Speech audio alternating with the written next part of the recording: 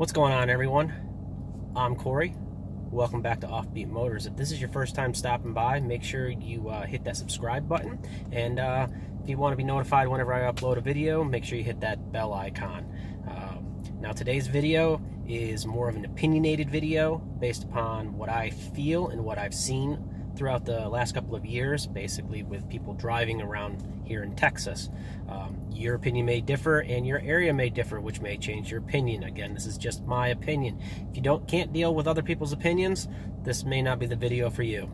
So, as the title states, here's 5 things that made me realize that we've become lazy drivers.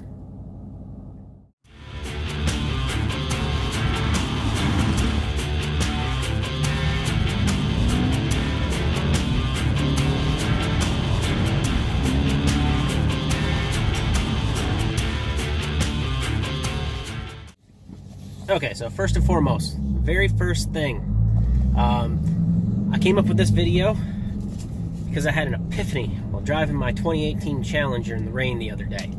And we're in it right now. I'm driving back to work, and I figured I'd do this video now.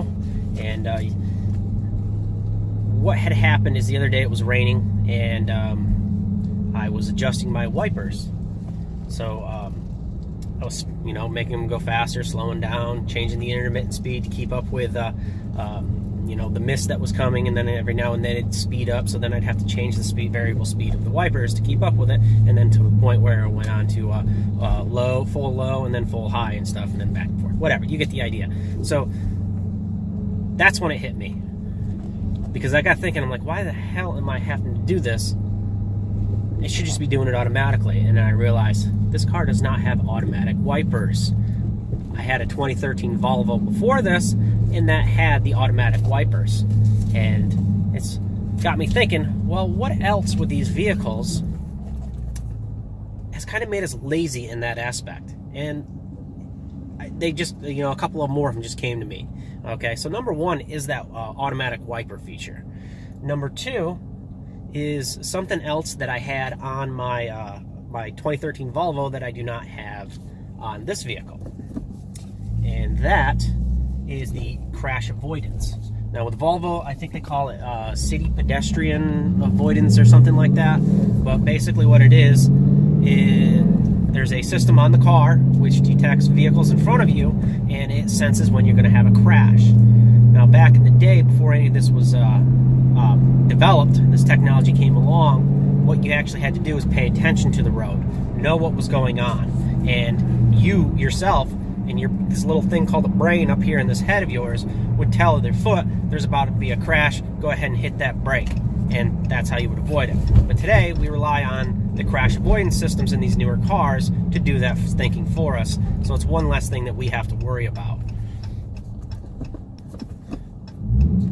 And number 3, now this is something that, again, I don't have on my Challenger.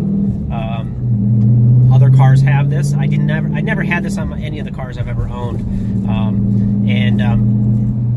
It's called blind spot monitoring, and basically what this technology does is it scans to the left and it scans to the right, and it tells you if there's a vehicle in your blind spot, which can be helpful for those who don't know how to turn around and look multiple times or adjust their mirrors properly. I'll get into that in just a second. So if you start to, actually they're usually up here in the rear view mirrors. There'll be a light that comes on and let you know that there's somebody in your blind spot. But there's these little things called the side view mirrors that are on the outside of your vehicle, and what they were originally designed to do is to allow you to view your blind spot. Interesting concept nonetheless, but it's been technology that's been around a long time, especially since they've been mandating mirrors on both sides of the cars.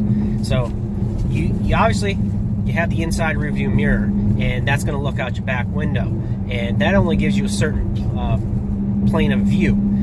The way the rear view mirrors were designed is when you reach the plane of view of your rear view mirror, you adjust your exterior side mirrors to fulfill beyond that field, which would cover your blind spot. And that's how I have mine set. I don't see down the side of my car like probably 95% of people have their mirrors adjusted to. You shouldn't be looking down the side of your car, seeing your actual vehicle. If you're looking at that, they're in too close. They need to be out further. You shouldn't see any of your vehicle, and it should be viewing, like over here on the left, I can see the side of the road where I can't see it over in my rearview mirror on the inside. And same goes for the right-hand side. And I've noticed that on the highways and stuff, when I look in that rearview mirror and I see a car there, I turn my head, I don't see a car. So it's doing exactly what it was designed to do without the technology of telling me that there was a car there with lights and stuff, and it added on features which increased the cost of the car. Number four.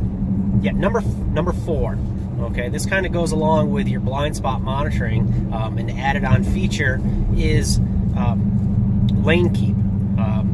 This technology is basically sensors which sense where you are in the road, and it senses where your lane is on both your left and right hand side. So what this does is, say you're on the highway, you're going along, you want to get over into the right hand lane, and you just go ahead and start merging over there. And well, if you don't put your directional on, it doesn't tell the car or truck or SUV, whatever it is you're driving that has the system, that you're making a lane change, and it will actually try to either alert you in a way or fashion or form, whatever it may be, or some vehicles will actually try to force you back into your current lane.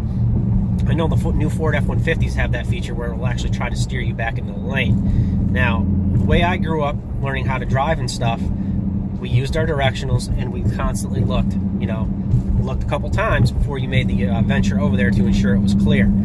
Today, that technology is used to ensure that you stay in your lane and you don't venture over there where there may also be another vehicle. Another thing that it is used for is people who are drowsy or distracted and whatnot, not paying attention because they got their cell phone or whatever other type of device in their hands. Whether they're watching the Kardashians, which I have seen people do while driving down the road, or playing video games on their phone, which is another thing I have witnessed people do on a highway, driving down the road in bumper-to-bumper traffic. This system will keep you in your lane when you're not paying attention because you have more important things to do. Now, the fifth and final thing that I came up with, which has shown us how lazy of drivers we are, is this whole radar system for your cruise control, or LiDAR, whatever the system may be. Basically what I'm talking about is the technology that was developed to allow you to set your cruise control, whatever speed it may be, like it has always been, and you can then also set it for a certain distance to the vehicle in front of you. What the system does is, say you're on the highway, you got your cruise control set at 70 miles an hour, and you have your distance set at whatever, your distances that you want to be set at, whether it's 20 feet away from the car in front of you. What the system will do is, as you're coming up on a vehicle that's going slower, at a slower rate of speed than what you're doing, the vehicle will sense this, and once you get to that distance that you have set, and you're still at your 70 mile an hour speed, it will slow the vehicle up until you get to that distance, and then it will match the speed of that vehicle. If that vehicle speeds up to 70 miles an hour, your vehicle will speed up to 70 miles an hour. And so on and so forth. Basically, if it slows down, the vehicle will slow down and try to keep its distance as well, all without you having to do anything. Now, again, when I was learning how to drive, and how it still works for me today because I don't have this system, is if I have my cruise control set at 70 miles an hour, and I'm on the highway going down the road, and I see a vehicle that's in front of me that I'm coming up on, and I notice that I'm coming up on it and it's not going the same rate of speed as I am, and I'm catching them, I have this little thing called a brake pedal, and what I'll do is I'll go ahead and tap that brake pedal, and my vehicle will start slowing down. Okay?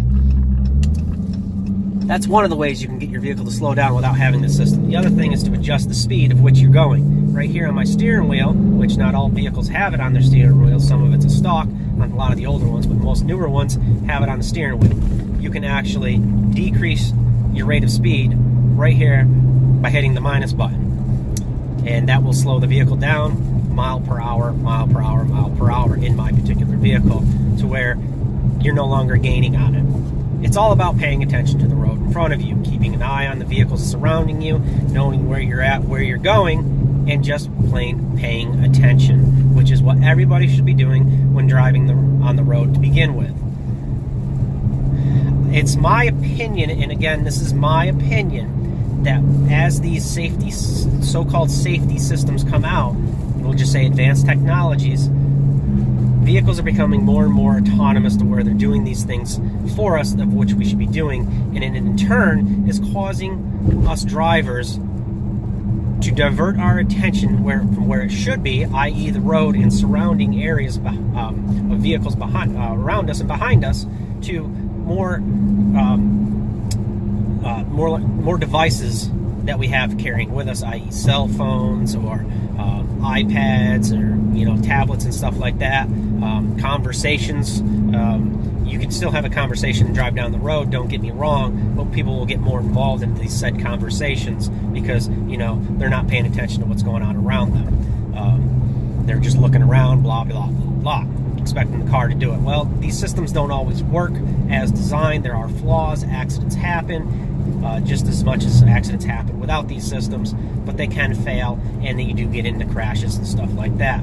It's always best that you do not rely on these systems.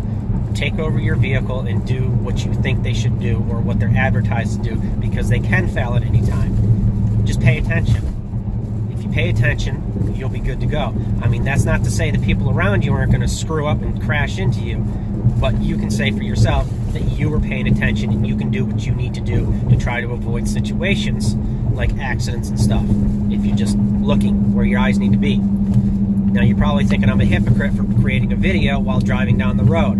Well, if you notice throughout this video, I barely glanced at the camera. My eyes have always been on the road, and I keep looking into my mirrors to make sure I'm keeping distances and whatnot from vehicles like I'm supposed to. That's the way you should.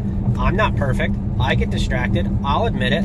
But I try not to let these nannies, as I like to call them, take over the driving for me. And that's about all I have to say about that. And I hope you guys enjoyed it, found it comical, whatever it may freaking be. And if you like that, go ahead and, like I said earlier, hit the subscribe button. Don't forget to like, comment, and make sure you're following Offbeat Motors over on Instagram and Twitter. You can find us on those platforms at Offbeat Motors. And I will catch you guys next time around.